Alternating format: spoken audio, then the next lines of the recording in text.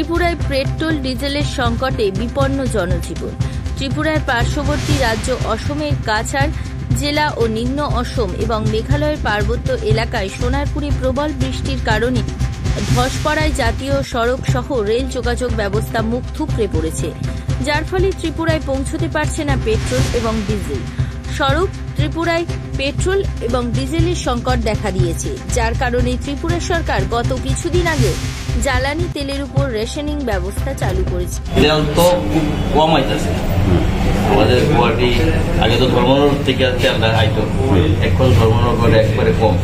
ওইখানে গুয়াহাটির পরে রেল লাইনের রাস্তা খারাপ, ওইখানে আবার শিলচরে এদিকে বৃষ্টি বা রেল রাস্তা খারাপ ভবনে গুয়াহাটি থেকে রেলে ওয়াগনে ধর্মনগর তেল আইতেছে, তাহলে গাড়িগুলি যাইতেছে গুয়াহাটি। ওইখান থেকে তেল আইতে অনেক সময় লাগে, 5-6 দিন সময় লাগে। খুব কষ্টভাবে একটা 2টা গাড়ি পাস দেওয়া হয়।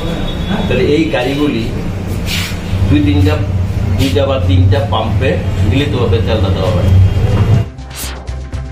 যার ফলে যান চালকরা পেট্রোল পাম্পে দীর্ঘক্ষণ দাঁড়িয়ে থেকে পেট্রোল এবং ডিজেল সংগ্রহ করতে হচ্ছে। ঠিক এইভাবে সিপাহীজলা ত্রিপুরা জেলা বিশালগড় পেট্রোল পাম্পে বাইক ও গাড়ি চালকদের দীর্ঘ লম্বা লাইন লক্ষ্য করা গেছে।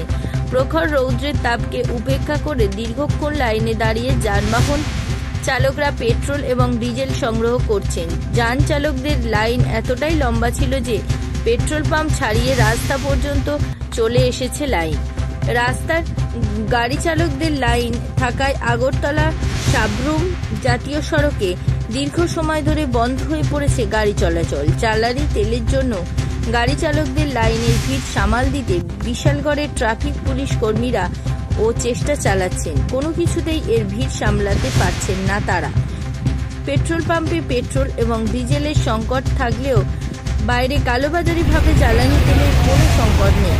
বাইরের বাজারগুলিতে চড়া দামে বিক্রি হচ্ছে ডিজেল, পেট্রোল। যেমন আমরা 12 কিলোর মধ্যে 4 কিলো দিল, পুকুরতে দিল 4 কিলো বা 15তে দিল 4 কিলো, এইভাবে তেল দেখতেছে। তাহলে আমার দরকার হইল 12,000, যেখানে আইয়ে 4,000।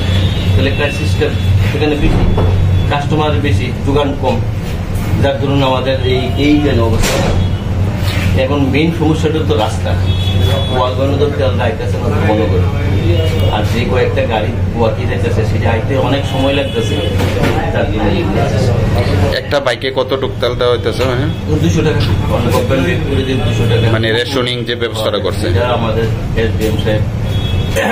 মানে এখানে অনেক বাইকের চালক, গাড়ি চালকরা অভিযোগ করছে যে বিউসিতে নাকি ব্ল্যাকে এই সময়ে তেল দেওয়া হইতেছে। আদৌ কি কেমনে তেল দেওয়া, মানে দামি করে মানুষের রাতে তেল দেওয়া হইতেছে?